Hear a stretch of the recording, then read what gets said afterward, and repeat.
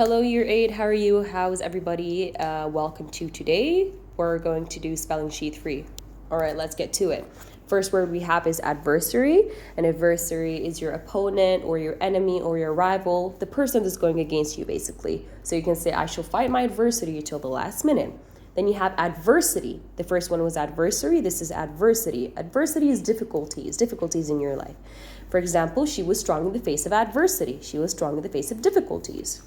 Number 3 is aggression. So aggression is the person that's aggressive, is the person that is hostile or that is violent. So aggression is hostility or violence. For example, you should learn to protect yourself against any form of aggression. Then you have an antagonist. An antagonist is an opposing power or a person that opposes you or is hostile to you. So if you are watching a movie, if you're reading a story, you have a protagonist, which is your hero or the main character, and it's usually a good person. And then you have an antagonist, it's the person that's going against them. So you can say in most movies, antagonists get killed in the end. Then you have an assailant. An assailant is an attacker, somebody that physically attacks another. For example, I was able to give the police a detailed example of my assailant. Then you have attack, an attacker in battle, very simple words. Person can attack you physically, person can attack you verbally. So you can say she attacked me with her words. And a battle is a fight, physical fight. Or it can also be emotional. You can say she was in a battle with her conscience, right? Then we have challenger. Now, a challenger is a person that competes against you for a title that you have. For example, you can say Serena Williams' main challenger was her own sister, Venus Williams. Okay? Then we have clash. Now, a clash is a violent confrontation. Any confrontation between two people or two armies or two opposing parties is a clash, violent confrontation. The police forces got into several clashes with the protesters. Then you have combatant, combat from the word combat. Combatant is a person or a nation engaged in fighting during a war. Okay, let me say that again. A combatant is a person or nation engaged in fighting during a war. For example, Britain was a main combatant in World War II. Then after that, you have conflict, which is a serious disagreement. A conflict is a serious disagreement. So you can say they got into a conflict for the possession of a territory. Two countries, they both want the same place, so they get into a conflict, a political conflict. Or the constant conflict between the two players isn't good for the team. Okay, then after that, we have contender, which is a person or group competing with each other to achieve something. You would say the major contenders for the championship are, the two contenders are the two people fighting against each other. For example, we can say Cristiano Ronaldo and someone else. All right. Then we have defense. An act of self-defense is an act of self-protection. So you can say all of the acts that she performed were only for self-defense, or all the harm that she caused was only for self-defense. Then you have a dogfight, which is a fight between fighter planes. A dogfight is a fight between fighter planes. That's very interesting. So you can say the two military planes got into a dogfight. The two military planes got into a dogfight. Okay, then you have an encounter. An encounter is anything that happens to you. We have many encounters in our lives. Some are sad, some are funny, some are sudden, right? Very sudden. But basically, so you can suddenly have an encounter with someone. You run into someone suddenly. Okay, then we have foe. Your foe is your enemy. Now, it's a very literary way to say enemy. So you can say, the strong man brought foes to their knees. Then you have foray.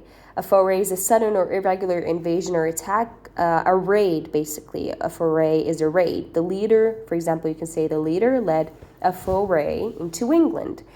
Then you have fray, which is a disorderly fight. That's a fray, a struggle.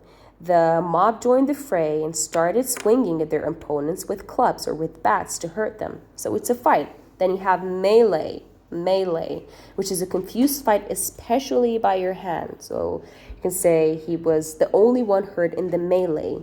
Then you have nemesis, which is an enemy that's very difficult to defeat.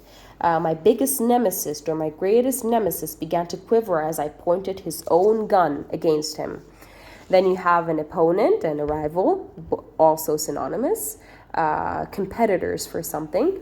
For example, you could say the man didn't believe that he had worthy opponents, or the two teams have been longtime rivals throughout the years. A saboteur is a person that sabotages, that ruins, that vandalizes things, that ruins things basically. So you can say that performs the act of sabotage. That's a saboteur. So you can say the saboteurs were arrested for ruining or vandalizing the historical building. Then you have skirmish and tussle, which are both fights. A skirmish is usually a fight that's away, like from the main area of fighting. For example, you can say the government troops got involved into a skirmish, and unfortunately, the commander was killed. And then a tussle is also a fight, especially to get hold of something. So you can say they tussled with each other for the handgun. All right, they tussled with each other for the handgun. That is it for the definitions. Adversary, adversity, aggression, antagonist, assailant, attack, attacker, battle, challenger, clash, combatant, conflict, contender, defense, dogfight, encounter, foe, foray, fray, melee, nemesis, opponent, rival, saboteur, skirmish, and tussle. After that, we have the grammar review. Antonyms, the opposite of something is this antonym. Rewrite the sentences without double negatives.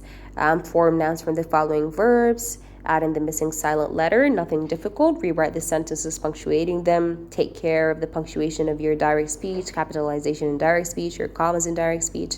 Complete the following proverbs. Now, it's okay that if you don't know one of these to Google it, because if you don't know a proverb, you can make it up. Right? Then you have fronted adverbials. Now, fronted adverbial is basically an adverb that comes at the beginning of your sentence. Basically, an adverb that or they're a word or a phrase or a clause that acts like an adverb. That is a better way to put it. So it can be more than one word. For example, you can say, as fast as she could, Winnie dashed across the muddy field. As fast as she could. All of this is a fronted adverbial. Right? It's acting the same way, it's acting like an adverb of manner. It's showing us how she did what she did, right? How she dashed across the muddy field. As fast as she could, comma. Now, after a fronted adverbial, you have to put a comma. As fast as she could, comma, Winnie dashed across the muddy field. Or it can be a single word. For example, afterwards, comma, we all had an ice cream. Here, this is an adverb of time, right? This is an adverb of time. Afterwards, comma, or a fronted adverbial of time. I'm saying it's just acting like an adverb of time. Afterwards, comma, we all had ice cream. Upstairs, comma, there was an enormous room.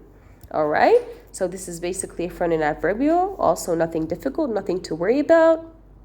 If there's any question that you have, don't hesitate to contact me.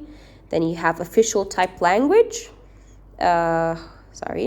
Using official type language, rewrite all of these sentences. What's meant by this is just formal language. Formal language. Using formal language, rewrite the following sentences, and be sure to get rid of all of your contractions, because we don't use contractions in formal language, do we? And then you have prepositions. All right, that is all. That is for Spelling Sheet 3. Thank you very much, Urate. Anybody has a question? I'm right here.